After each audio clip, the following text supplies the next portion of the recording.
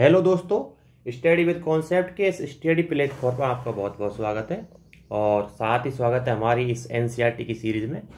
तो दोस्तों, जैसा कि यूपीएससी के बदलते हुए पैटर्न को देखते हुए आज हम स्टार्ट करते हैं एनसीईआरटी की नई बुक 11th क्लास की, जो फाइन आर्ट एनसीईआरटी की बुक है।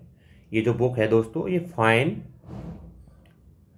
आर्ट एनसीईआरटी की बुक है दोस्तों। ये 11th क्लास की फाइन आर्ट एनसीईआरटी की बुक है।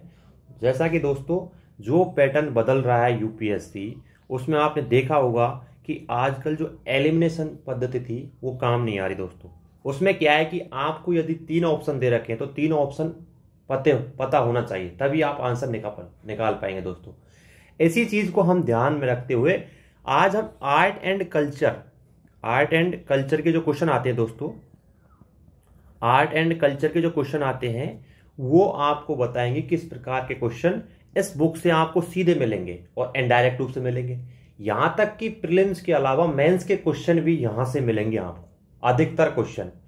और यदि नहीं मिलेंगे तो इनडायरेक्ट रूप से आपको एक समझ विकसित कर देंगे, जिससे आप क्वेश्चन का आंसर निकालने में कोई दिक्कत नहीं होगी। ठीक है, तो इसी चीज को आप ध्यान रखते। फर्स्ट चैप्टर लेते हैं दोस्तों इसका, तो इसे आगे बढ़ते हैं। पहले चैप्टर पे जाते हैं। फर्स्ट ये देखते हैं। देखो, इसमें दोस्तों टोटल इस किताब में 11th क्लास की में 8 चैप्टर दोस्तों। उसके बाद शब्दावली है, जिन्हें हम हिस्ट्री की टर्मिनोलॉजी कहते हैं। हिस्ट्री की जो टर्मिनोलॉजी है, इससे भी क्वेश्चन आपके यूपीएससी एंड पीसीएस के पेपर में पूछे गए हैं और आपको बताएंगे किस प्रकार के क्वेश्चन पूछे गए हैं दोस्तों। तो आज हम स्टार्ट करते हैं। पहला चैप्टर है प्राग ऐतिहासिक शैल चित्र। अब देखो दोस्तों, जो यूनिट है प्राग ऐतिहासिक शैल चित्र वाली, ये देखने में चैप्टर 2-3 पन्ने का होगा इसमें होने को तो, लेकिन इससे किस प्रकार के क्वेश्चन पूछे जाते हैं, मेंस के और प्रीलिम्स के दोनों के क्वेश्चन किस प्रकार से पूछे जाते हैं, इस चीज को हम देखेंगे दोस्तों।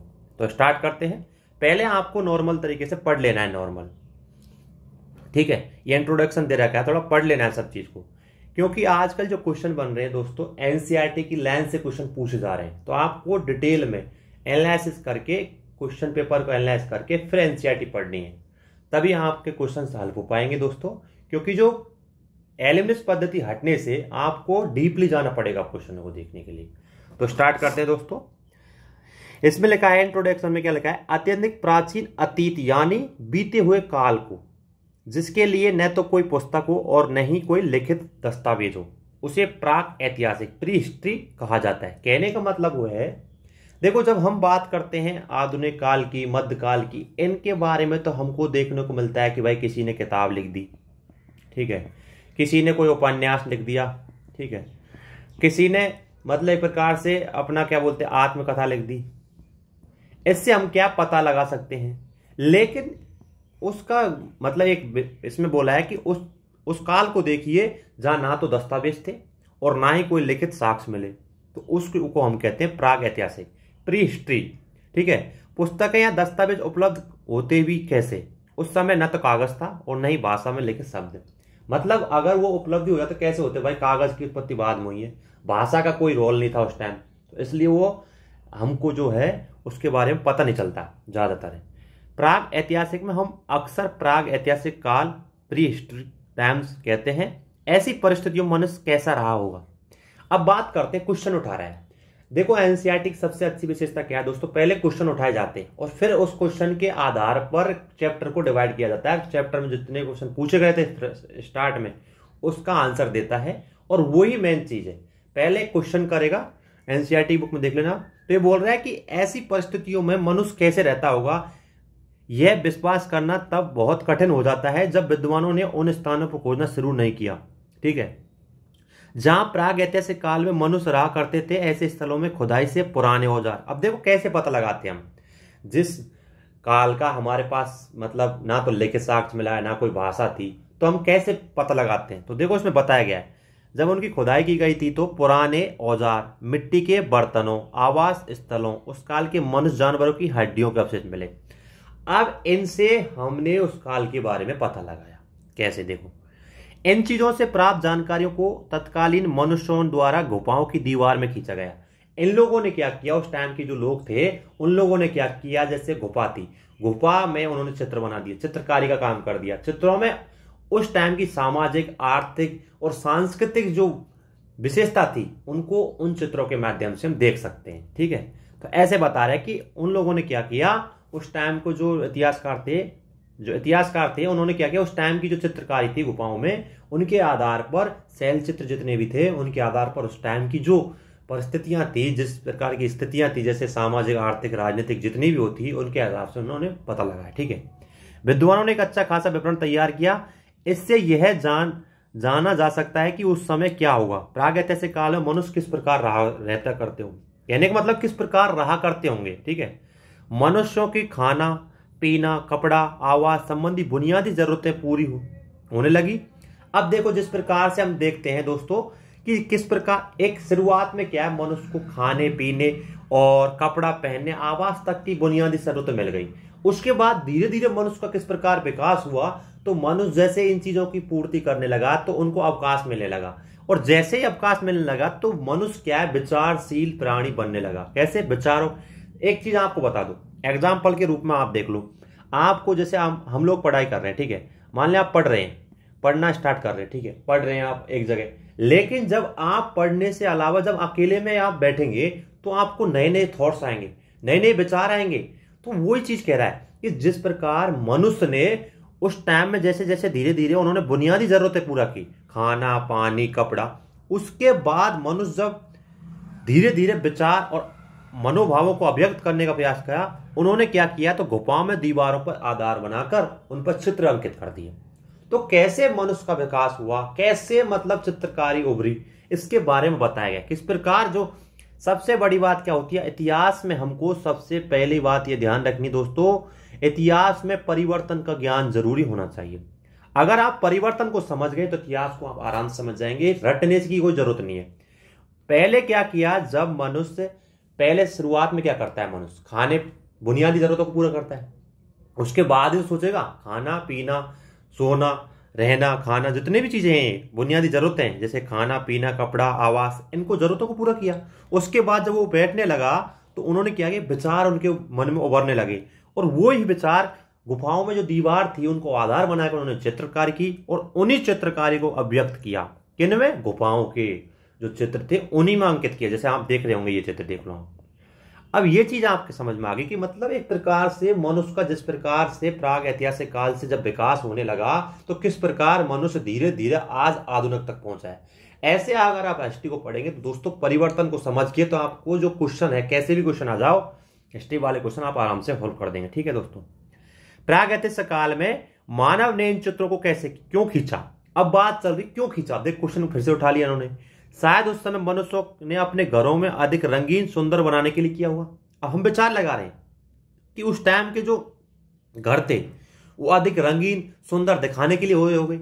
इसके अलावा भित्ति चित्र बनाए, अथवा यह भी हो सकता है कि उन्होंने अपने रोजमर्रा के जीवन के दृश्य अभिलेख रखने के लिए ये चित्र खींचे होंगे, जैसे आजकल हम डायरी लिखते हैं इस प्रकार। अब देखो इतनी सी चीज है, इतना सा पैराग्राफ है, लेकिन इसमें बहुत बड़ी बात कह दी कि किस प्रकार। पहली बात तो सबसे पहले क्या हुआ, प्राग ऐतिहासिक काल किसको कहते हैं हिस्ट्री में, प्री हिस्ट्री किसे कहते हैं। कहने का मतलब ऐसा काल जिसमें ना तो लिखित साक्ष्य मिले हैं और ना ही पुस्तकें मिली है। उस टाइम क्यों नहीं मिल पाई, तो सबसे पहली बात है कि वहां पर भाषा का मतलब ज्ञान नहीं था उस टाइम। धीरे धीरे जैसे मनुष्य बढ़ता आया, उन्होंने जैसे जैसे उनका मतलब विकास हुआ, विचारों को जो विचार बुनियादी जरूरतें पूरी हुई, उसके बाद विचार आए मनुष्य के जैसे जैसे विचार आए तो उन्होंने गुफाओं में चित्रकारियां की, और उन चित्रकारियों के माध्यम से उन्होंने अपने भावों को, अपने अभिव्यक्ति को, अपने विचारों को अभिव्यक्त किया उन दीवारों पर जो चित्रकारी की थी, जैसे आप देख रहे होंगे इस प्रकार। तो ये बताया, जैसे आजकल क्या डायरी का लोगों को शौक होता है, उस टाइम क्या था डायरी, उस टाइम तो ज्ञान नहीं था, उस टाइम कागज भी नहीं थे, तो उन्होंने क्या किया, दीवारों पर चित्रकारी कर दी।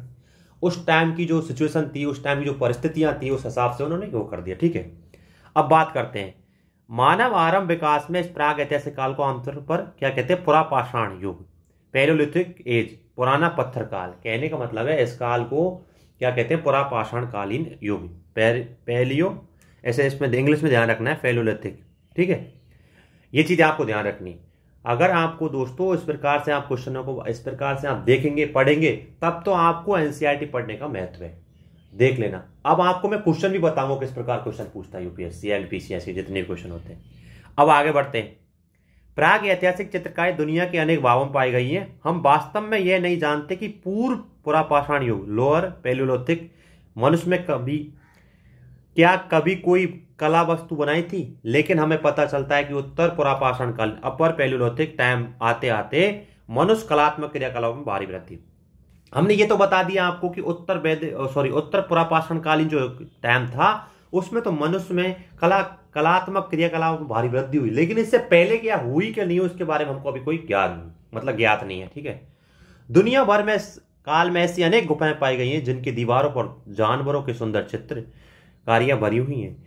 उन गुफाओं में रहने वाले लोग शिकार करते थे, और वो क्या करते थे, शिकार करते थे तो मनुष्यों की गतिविधियों को दृश्य किया है। क्या क्या किया है देखो, उन्होंने किस प्रकार के चित्र बनाए, देखो दृश्य चित्र बनाए, वृत्त वर्ग आयात ज्यामिति आकृतियों के प्रतीक बनाते हुए। भारत में अब जो प्राचीनतम चित्र मिले हैं वो उत्तर पुरापाषाण काल के हैं।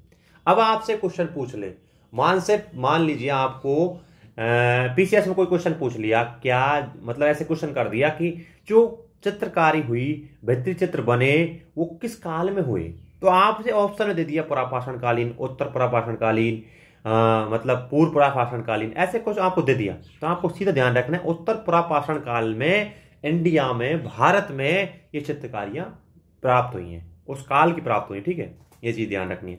इसमें थोड़ा इंट्रोडक्शन दे दीजिए, थोड़ा सा ऐसे नॉर्मल। देखो ये जानना दिलचस्प होगा कि सर्वप्रथम जो शैल चित्र थे भारत के वो 1867-68 में आर्किबाल्ड कार्लाइल ने स्पेन में हुई अल्तामीरा की खोज से 12 साल पहले की थी। कहने का मतलब सबसे पहले शुरुआत ये जो बंधा था ये पुराविद मतलब पुराविद था, इसने की थी। इसका नाम था आर्किबाल्ड कार्लाइल ने। ठीक है, आपसे क्वेश्चन पूछ ले तो 1867-68 में की थी। ठीक है, फिर आगे धीरे धीरे भारत में और लोग आगे, फिर धीरे धीरे उन्होंने मतलब अनुसंधान किया, जैसे एंडरसन हो गया, मित्र हो गया, घोष हो गया, जिन्होंने भारतीय उपमहाद्वीप मानक स्थल खोजे। बाद में तो खोजते गए लेकिन सबसे पहले इन्होंने की थी। ठीक है, ये चीज आपको ध्यान रखनी है, पीसीएस में ऐसे क्वेश्चन पूछे जा सकते हैं। ठीक है, आगे बात करते हैं दोस्तों, तो शैल चित्रों के अवशेष कहाँ मिले हैं इंडिया में, शैल चित्र जो है वो कहाँ मिले दोस्तों। तो देखो वर्तमान में मध्य प्रदेश, उत्तर प्रदेश, आंध्र प्रदेश, कर्नाटक, बिहार, इन जिलों में क्या हुआ है, इनके कई जिले थे, उनमें गुफाओं के दीवार पर चित्र मिले हैं।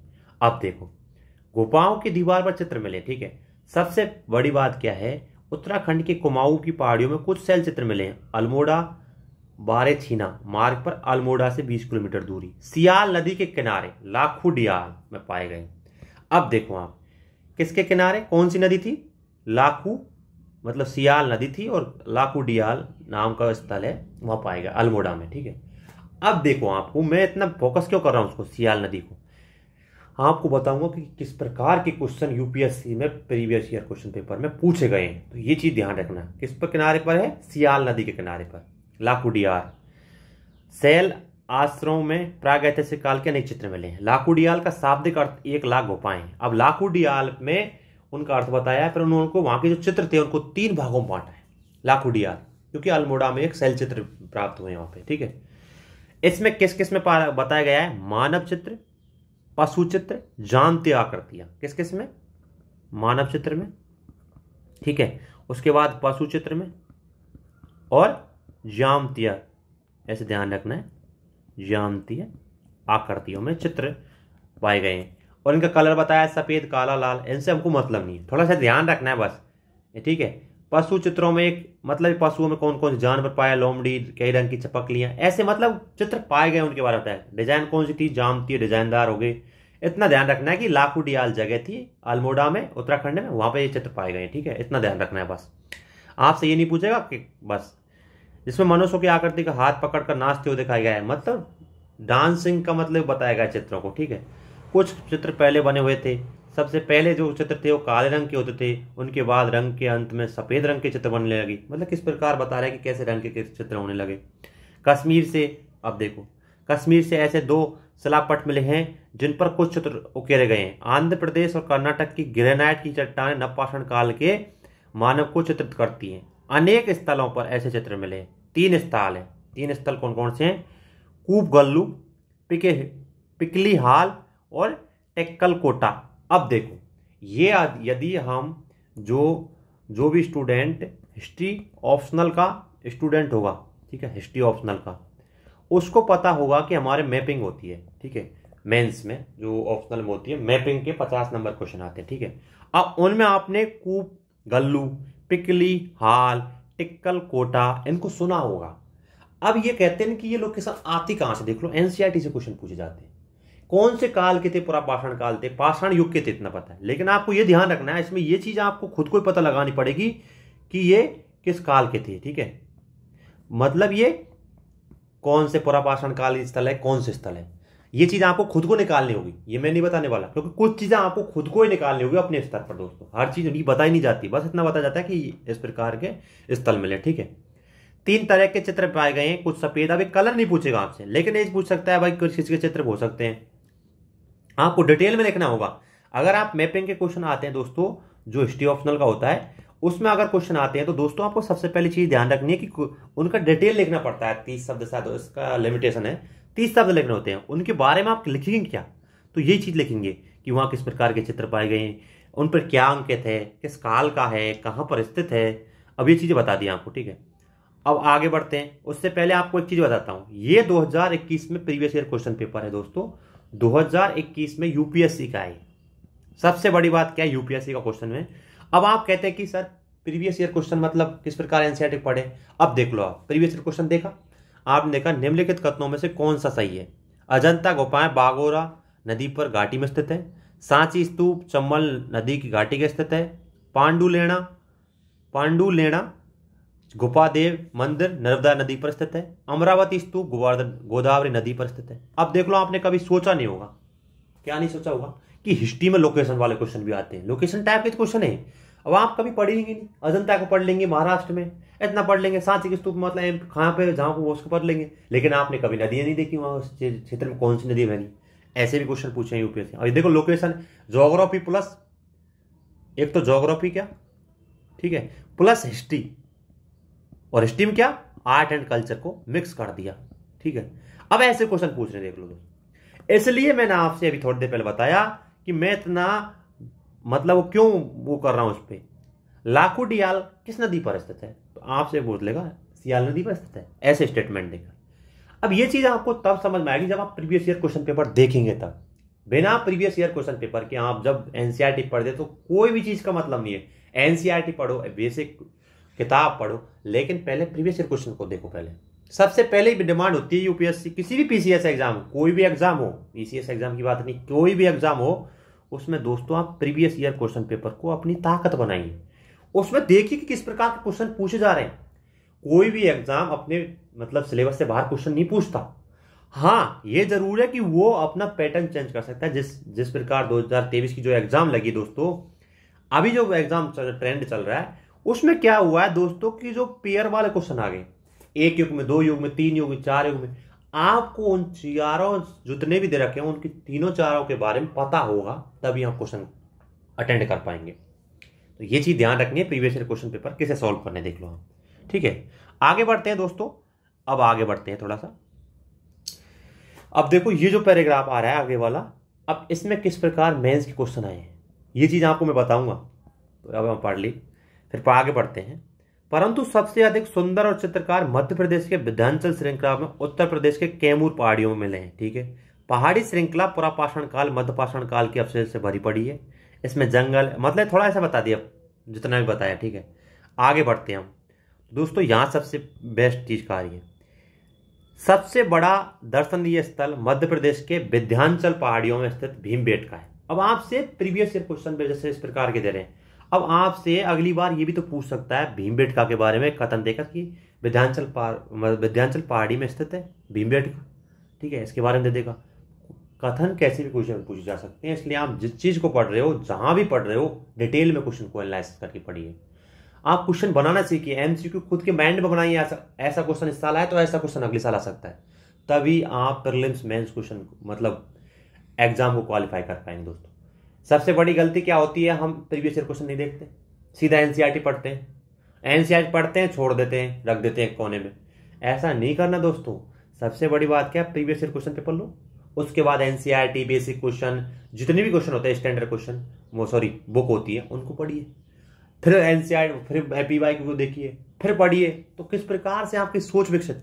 यूपीएससी एंड पीसीएस जो जितनी भी एग्जाम होती है दोस्तों, अपनी माइंड मैपिंग, विशेषकर यूपीएससी अपनी जो माइंड की जो क्षमता है विचारों की किस प्रकार आप व्यक्त कर सकते हैं, उनके बारे में क्वेश्चन पूछे जाते हैं। आपको बेसिक क्वेश्चन ही पूछे जाते हैं, लेकिन उसका स्टैंडर्ड इसलिए बढ़ जाता है क्योंकि आपको सोचने के लिए मजबूर कर देते हैं वो क्वेश्चन। ठीक है, अब देखो भीमबेटका के बारे में दे दिया। भीमबेटका मध्य प्रदेश की राजधानी भोपाल के दक्षिण में, इतना जानते होगे, इतना ध्यान रखना है बस। अब देखो अगर पीसीएस में क्वेश्चन पूछा जाएगा तो क्या पूछा जाएगा, भीमबेटका खोज किसने की, कब की, ये पूछ सकते हैं। तो 1957-58 में डीबीए पाकणकर ने की थी। ये आपको पीसीएस में देख लेना, क्वेश्चन पूछे जाते हैं। जैसे अब विशेषकर एमपीपीसीएस, एमपीपीएससी, ठीक है, इसमें क्वेश्चन पूछे जाते हैं। यूपीपीसीएस में पूछे जाते हैं, जितनी भी बीपीएससी वो पीसीएस में ऐसे क्वेश्चन फैक्ट क्वेश्चन पूछ जाते हैं ज़्यादातर है। यूपीएससी में तो कम चांस होता है, लेकिन फिर भी ध्यान रखना चाहिए। इन्होंने की थी। बात करते हैं आपके चित्रों की। अब इसी से क्वेश्चन पूछा है मेंस में। कब पूछा है दोस्तों, मेंस में 2015 में। आपको बताऊं किस प्रकार के क्वेश्चन पूछे, 2015 का क्वेश्चन है, ऐसी पे आधार। इसको ध्यान पूर्वक पढ़ना है दोस्तों। यहां पाए गए चित्रों में विषय अनेक प्रकार के हैं। कैसे, अब देखो किस प्रकार के हैं। देखो रोजमर्रा की जिंदगी की घटनाओं के अलावा धार्मिक भव्य चित्र बनाए गए, जिसमें शिकार, नृत्य, संगीत, हाथी घोड़ों की सवारी, शहद इकट्ठा करना, घरेलू गतिविधियों के चित्र। अब देखो चित्र कौन कौन से, ज्यादातर जो चित्र है दोस्तों इसमें ज्यादातर जो चित्र हैं वो घरेलू गतिविधियों के बारे में बताया गया है, रोजमर्रा की जिंदगी के बारे में बताया गया है, रोजमर्रा की जिंदगी के बारे में बताया गया है। उन चित्रों को अंकित किया गया है, किस प्रकार की वहां सामाजिक स्थिति, किस प्रकार की वहां सांस्कृतिक स्थिति, किस प्रकार की वहां आर्थिक स्थिति थी, इन चीजों को वहां बताया गया इन चित्रों में। ठीक है, भीमबेटका की शैली तकनीकी के आधार पर अनेक श्रेणियों में बांटे गए हैं। जैसे रेखा चित्रों चित्रकारियों के लिए 7 काल अवधियों की वर्गीकृत किया गया है। पहला काल उत्तर पुरापाषाण काल, दूसरा पुरापाषाण काल और तीसरा ताम्रपाषाण काल। इन 3 काल अवधियों के बाद एक ऐतिहासिक कालावधि आती है। यहां हम पहले 3 के बारे में विचार करते हैं। अब इसमें जो चित्र पाए गए हैं उनको कालों के आधार पर बताया गया है कि किस प्रकार उत्तर पुरापाषाण काल, मध्य पाषाण काल, और अगला कौन सा है, तीसरा कौन सा है दोस्तों, ताम्रपाषाण काल। तो ये भीमबेटका में जो चित्र मिले ना, तीनों कालों के मिले दोस्तों। सबसे बड़ी चीज क्या होती है, आपको यदि हिस्ट्री ऑप्शनल के स्टूडेंट हैं, ठीक है, विशेषकर इनकी बात कर रहा हूं मैं, हिस्ट्री ऑप्शनल की, इनमें आपको मैपिंग जो क्वेश्चन आते हैं दोस्तों, अब मान लें भीमबेटका के बारे में आ गया। अब आपको लोकेशन है उसमें, जैसे मैप है उसमें लोकेशन दे दी भीमबेटका के बारे में, यहाँ मान ले, और पूछ लिया पुरापाषाण काल स्थल। उस लोकेशन में आप क्या करेंगे कि भाई भीमबेटका मतलब ताम्रपाषाण काल का स्थल है मान ले। लेकिन नहीं, इस चीज को ध्यान रखना है, तीनों कालों के बारे में बताया इसमें। ठीक है, ये चीज आपको ध्यान रखनी है, इसलिए मैं बार बार फोकस कर रहा हूं। ठीक है, आप कहते हैं कि कहां से मैपिंग के क्वेश्चन आते हैं दोस्तों, देख लो आप। अब उत्तर पुरापाषाण काल युग, अपर पैलियोलिथिक पीरियड क्या हो, इसमें मिले कौन कौन चित्र मिले। देखो उत्तर पुरापाषाण का युग के चित्र हरी गहरी लाल रेखाओं के बने हुए हैं। इसमें कुछ चित्र पतली मानव आकृतियां, लेकिन बड़े चित्र जिसमें भैंस, हाथियों, बाघों, गेंडों, सुअरों के चित्र मिले। तो देखो अब ये चीज ध्यान रखनी किस प्रकार के चित्र मिले उत्तर पुरापाषाण काल में, और जामती आकृति से भरे पड़े हैं ज्यादातर जो चित्र हैं, ये चीज ध्यान रखनी बस। आगे देखते हैं मध्ययुगीन मध्यपाषाण युग, मेसोलिथिक पीरियड। इसमें क्या क्या मिला है देखो। दूसरी कालावधि में यानी मध्य पुरापाषाण युग के चित्रों की संख्या अधिक है। इस अवधि के दौरान विषय की संख्या कई गुना बढ़ गई है। जैसे मगर चित्रों के जो आकार है वो छोटे होते गए, बाद में छोटे होते गए हैं। शिकार के दृश्यों को प्रमुखता मिल गई है। शिकार के दृश्यों में लोगों को समूह बनाकर कांटेदार भालों, नोकदार डंडे, तीर कमान लेकर जानवरों को शिकार करते हुए दिखाया है। अब यहाँ पे शिकार के बारे में बताया गया है। किस काल में दोस्तों, मध्य पाषाण काल में शिकार के बारे में बताया गया। शिकारियों को किस प्रकार शिकार करते थे, शिकार जो लोग थे, शिकारियों को साधारण कपड़े पहने हुए चित्रित किया गया है। कुछ चित्रों में सुंदर कपड़े पहने सजाया गया है। ठीक है, कुछ चित्रों में हाथी, जंगली सांड, सुअर, बारसिंगन के बारे में बताया गया है कि इनकी भी चित्रकारी की गई है। तो क्या बताना चाहती है चित्र, ये बताना चाहते हैं कि उस काल में जो था ज्यादातर चीजें शिकार पर निर्भर थी। उस टाइम लोग शिकार पर ज्यादा निर्भर थे। उस टाइम कोई कृषि का विकास नहीं हुआ। ये चीज आपको तब समझ में आएगी जब आप सोचेंगे, अरे अच्छा ये चित्र क्या बयां करते हैं कि हाँ उस टाइम की शिकार के बारे में बताते हैं, इसका मतलब उस टाइम खेती नहीं होती होगी। यही तो दिमाग लगाना है हमको। क्वेश्चन में आपसे पूछ लिया मध्य पाषाण काल में क्या खेती होती थी, मान ले पूछ लिया, तो ये ऐसा तो है था ही नहीं। क्वेश्चन कैसे पूछ सकता है, इस चीजों को ध्यान रखना है। मध्य पाषाण काल के कलाकार जानवरों को चित्रित करना अधिक पसंद करते थे। कुछ चित्रों में जानवरों को अधिक मनुष्यों को पीछा करते हुए दिखाया गया है, ठीक है, ऐसे बता दिया, ठीक है। उनके शिकार के दृश्यों के बारे में, फिर मनुष्यों को जानवरों से डरते हुए दिखाया भी गया है कि ऐसी बात नहीं है कि लोग बिल्कुल ही क्रूर थे, शिकार करते थे, वो डरते भी थे, और उसका चित्र बताया है। इसके अलावा इन चित्रों में मनुष्य की जानवरों के प्रति प्यार भी दिखाया गया है, सौहार्द बताया गया है। तो कहने का मतलब है चित्र क्या क्या बयां करते हैं, ऐसी बात नहीं कि शिकार पे पूरी तरह वो करते थे, उनमें दया की भाव की अभिव्यक्ति भी की है इन चित्रों के माध्यम से, ठीक है। यदि भी जानवरों की प्राकृतिक अवस्था चित्रित की गई है, मगर मनुष्यों की साज सज्जा के साथ रुचिपूर्ण रीति से प्रस्तुत किया गया है। अब आगे बढ़ते हैं दोस्तों। सबसे बड़ी बात क्या है, उस टाइम की जो स्त्रियां थी उनके चित्र बनाए गए। स्त्रियों को निर्वस्त्र और सवस्त्र दोनों चित्र किए गए। इन चित्रों में बूढ़े जवान सभी समान रूप से स्थान दिया गया है इसमें, मतलब ऐसी बात नहीं, सबको समान दिया गया है। बच्चों को दौड़ते हुए, उछलते कूदते हुए, खेलते हुए दिखाया गया है। सामान्यकृत चित्रों का आम विषय रहा उस टाइम का, परंतु ऐसे चित्र जिसमें लोग पेड़ों फलों शहद इकट्ठा करते, स्त्रियों के अनाज पीसते हुए दिखाया गया है। अब देखो आप सबसे बड़ी क्या चीज देखो, इस टाइम के ये जो चित्र बताए हैं बच्चों को खेलते दौड़ते हुए दिखाया है, मनोरंजन की बात करते हैं कि जो मध्य पाषाण काल था उसमें ऐसी बात नहीं है कि लोग केवल शिकार ही करते थे। उसमें लोग जो बच्चे थे वो मनोरंजन भी करते थे, स्त्रियां भी काम करती थी। स्त्रियां जो थी दोस्तों, स्त्रियां भी श्रम में अपना भाग देती थी। जैसे इसमें दिखाया गया कि भाई स्त्रियां अनाज पीसती थी, तो मतलब कहने का मतलब उनकी भी भागीदारी थी। ऐसी बात नहीं, उस समाज उस टाइम की जो समाज था उसमें स्त्रियों की भागीदारी भी थी, वो बूढ़े लोगों की भागीदारी थी। तो ये चीज़ बताई गई है।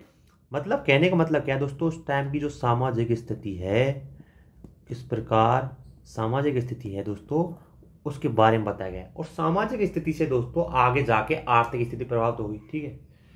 भीमबेटका के कलाकार अनेक रंगों का प्रयोग करते हैं, जिसमें काला, मतलब एक कलर के बारे में बता दिया, ठीक है। ये ऐसे थोड़ा सा ऐसे बता दी किस प्रकार के चित्र बनाए, ये आपको पढ़ लेना है बस। ये ऐसे बेसिक चीजें इनको पढ़ लेना है, ठीक है। आगे बढ़ते हैं दोस्तों। यहाँ कलाकारों ने अपने चित्र इन शिलास्त्रों के सतहों, दीवारों, भीतरी छतों पर बनाए गए कुछ ऐसी गुफाएं और शैल चित्र मिले जहां लोग रहते थे। अब देखो लोगों की जो आवास है वहां भी चित्र मिले दोस्तों। अब देखो आवास के बारे में पता चल गया। ऐसी बात नहीं है कि चित्र जो बनाए गए दोस्तों उनके बारे में केवल हम इतना ही बता सकते समाज, वहां की सब जो स्थिति थी उस टाइम, क्योंकि सबसे बड़ी बात क्या है दोस्तों, उस टाइम क्योंकि ना तो कागज था ना भाषा थी, तो लोग क्या करेंगे, चित्र ही बनाएंगे। चित्रों से अपने मतलब जो भी अभिव्यक्ति जो भी विचार थे उनको अभिव्यक्त करते थे वो लोग, ठीक है। उसके बारे में बताया गया है। अब देखो आगे क्वेश्चन क्या पूछा है, क्वेश्चन क्या क्या हमसे प्रश्न उठता है कि आदिकालीन मनुष्यों की चट्टाने ऐसे असुविधाजनक स्थानों पर ये चित्र क्यों बनाए गए थे। अब बात करते हैं भाई, ये तो असुविधा मतलब ऐसी बात थोड़ी की कि बिल्कुल यहाँ मतलब सुरक्षित थे ये स्थान, लेकिन फिर भी चित्र बनाए। शायद ये चित्र बहुत दूर से लोगों को ध्यान को आकर्षित करने के लिए ऊंचाई पर बनाए गए। ऐसे क्वेश्चन कर रहा है जो लेखक है, वो क्वेश्चन कर रहा है इसमें, जिसने किताब लिखी है वो क्वेश्चन कर रहा है ऐसा क्यों लिख किया गया कि भाई ये चित्र जो थे ऊंचाई पर बनाए गए, गुफाओं में बनाए गए, तो इसलिए बनाए गए होंगे शायद कि यहाँ सुरक्षा होगी, ठीक है। ये चित्र हालांकि पुराने जमाने के हैं, पर चित्रात्मक गुणों और विशेषताओं की कोई कमी नहीं है, उसके बारे में बताया। फिर आगे कार्य करने की प्रतिकूल परिस्थितियां, औजारों की सामग्रियां जो कमी थी होती हुई भी इन चित्रों को तत्कालीन पर्यावरण के सामान्य दृश्य आकर्षक के रूप में प्रस्तुत किया है। मतलब उस टाइम क्या है दोस्तों, ना तो कोई औजार थे ना सामग्री थे, फिर भी लोगों ने चित्र बनाए, लेकिन फिर भी वो प्राकृतिक रूप से मतलब एक प्रकार से आकर्षण का केंद्र बने, प्रकृति से उनको कोई नुकसान नहीं हुआ। ऐसे किस प्रकार के चित्र थे उस टाइम की जो कला थी उसको बताता है ये चित्र।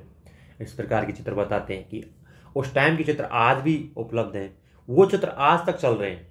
हम देखते हैं कि हम कोई चित्र बनाते तो ज़्यादा तक टाइम नहीं चलता, बारिश हो जाती तो वो खत्म हो जाते, लेकिन ऐसा नहीं हुआ। तो किस प्रकार की मतलब उन लोगों की जो एक प्रकार से कला थी वो निखर कर आई, ठीक है। ये चीज़ बताया इसमें।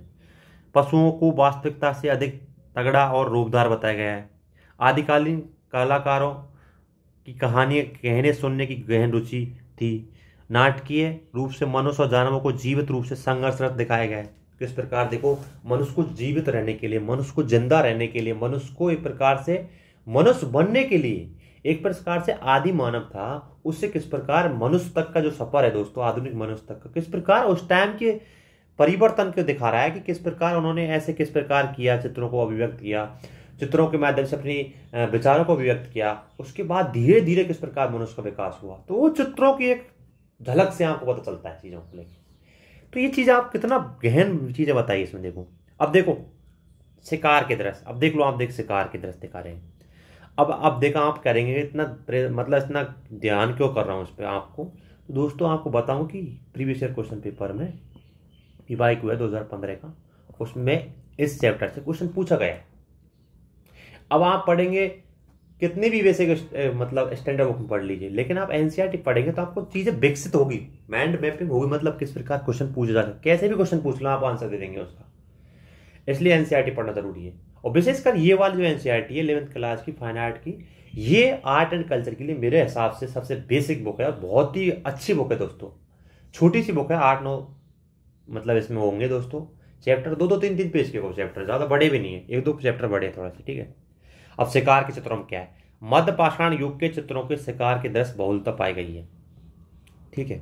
मध्य पाषाण काल में पीछे लेता हूं दोस्तों, ये इसमें, ठीक है, इसको मैं बताता हूं, ये देखो बहुलता पाई गई है, ठीक है। ऐसे दृश्य हैं जिसमें लोगों को एक समूह भैंसों को मारते हुए, कुछ घायल व्यक्तियों को इधर उधर पड़ा हुआ दर्शाया गया है। ये अंकन कला की श्रेष्ठता को प्रदर्शन करता है। अब कला के बारे में बताता है किस प्रकार, देखो ठीक है। नृत्य के चित्र भी हैं। इस दृश्य में एक दूसरे को पकड़े हुए, हाथ पकड़े हुए नृत्य करती हुई लेडी मतलब आकृति दिखाई गई। ऐसा विषय में बार बार दोहराया गया कि नृत्य की दृश्य उत्तराखंड के लाखुड़ियाल पाषाण काल युग को दिखलाता है। आगे थोड़ा सा इसको और थोड़ा सा पढ़ लेते हैं, बस एक चैप्टर खत्म हो जाएगा दोस्तों, इसको थोड़ा सा पढ़ लेते हैं, उसके बाद बताऊंगा प्रीवियस क्वेश्चन किस प्रकार का पूछा गया है।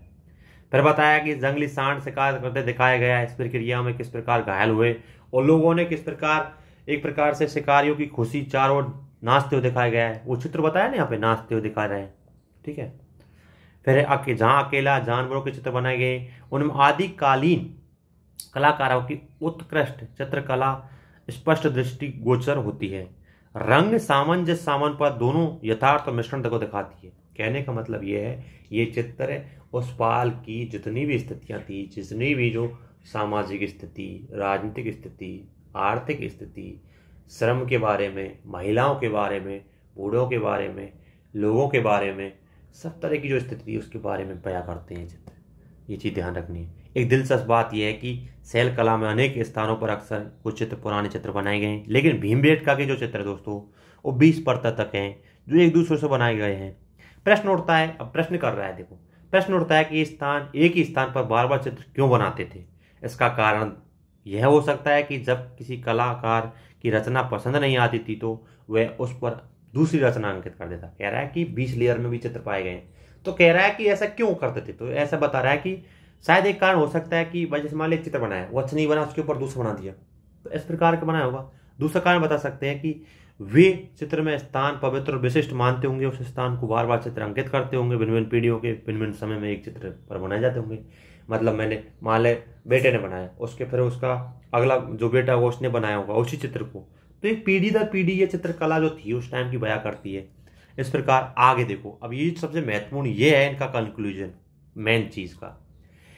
इन प्राक ऐतिहासिक चित्रों में हमें तत्कालिक मनुष्य की जीवन शैली, अब देखो उस टाइम की, देखो मैं आपको बता भी रहा था, जीवन शैली, उसका खान पान, उसकी आदतें, उसकी दैनिक गतिविधियां, यहां तक कि उनके मन मस्तिष्क के जो चिंतन थे उनकी जानने और समझने में सहायता मिलती है चित्रों से। प्राग ऐतिहासिक काल के अवशेष विशिष्ट रूप से अनेक पत्थरों के हथियार, औजार, मिट्टी के खिलौने, हड्डियों के टुकड़े मानव सभ्यता के विकास के महान साक्ष्य हैं। तथापि इसमें उनमें सबसे अधिक महत्वपूर्ण तो ये शैलचित्र हैं जो आदिकालीन मानव हमारी अमूल्य धरोहर के लिए हमारे लिए छोड़ दिया गया है। तो कहने का मतलब है दोस्तों, अब जैसे एक क्वेश्चन आए, देखो अभ्यास क्वेश्चन, इनको आपको पढ़ना है वैसे और अपने हिसाब से उन चीज़ों को अपने हिसाब से इसका आंसर देना है। अब देखो आपसे मैं बोल रहा था कि मेंस पे क्वेश्चन कहाँ है दोस्तों। देख लो आप, मैं कलर चेंज कर लेता हूँ। ये 2015 का यूपीएससी का जीएस फर्स्ट का पेपर दोस्तों, जीएस फर्स्ट का क्वेश्चन क्या पूछा है देखो, आपको बताता हूँ। भारत की मध्य पाषाण शिला कला न केवल उस काम की सांस्कृतिक जीवन पर बल्कि आधुनिक चित्रकला के से तुलनीय परिष्कृत सौंदर्य बोध को प्रतिबिंबित करती है। इस टिप्पणी पर समालोचनात्मक मूल्यांकन कीजिए। अब देख लो आप, मध्य पाषाण काल के बारे में बताया और आपको पूरी डिटेल बता दी मैंने, इसमें जो जितनी भी डिटेल थी उस चैप्टर में बता दी गई है, किस प्रकार के वहाँ के सांस्कृतिक जीवन के बारे में, सामाजिक जीवन के बारे में, आर्थिक जीवन के बारे में बताया गया है। उसकी तुलना करनी है कि आधुनिक जो चित्रकला थी दोस्तों, चित्रकला है, उसकी तुलना में वो सौंदर्य बोध को प्रदर्शित करती है। अब ये आपको खुद को करना है। मैंने आपको बता दी क्वेश्चन किस प्रकार के पूछ जाते हैं, मैंने आपको प्रीवियस ईयर क्वेश्चन पेपर की क्वेश्चन उठा के बता दिए किस प्रकार क्वेश्चन पूछ जाते हैं। अब ये चीजें जो आंसर राइटिंग है खुद को करनी होगी। मैं थोड़ा सा इसमें बता देता हूँ आपको। पहले आप मध्य पाषाण काल के थोड़े चित्रकारी के बारे में बता दीजिए, सांस्कृतिक जीवन किस प्रकार को प्रभावित कर रही है।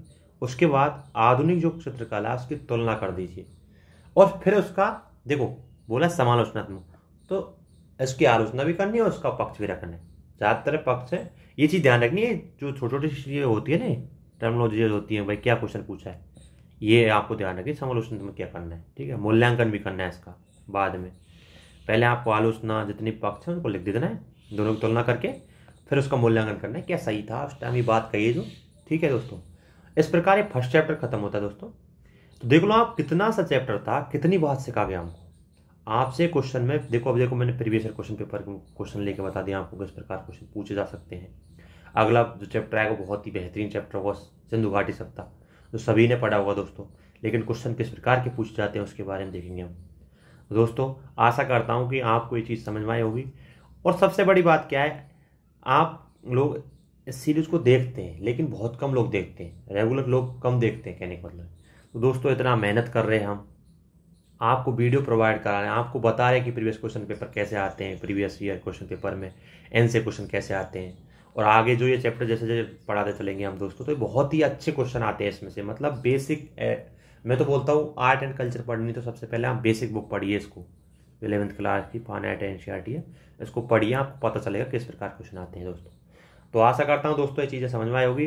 धन्यवाद दोस्तों यहाँ तक बना रहने के लिए।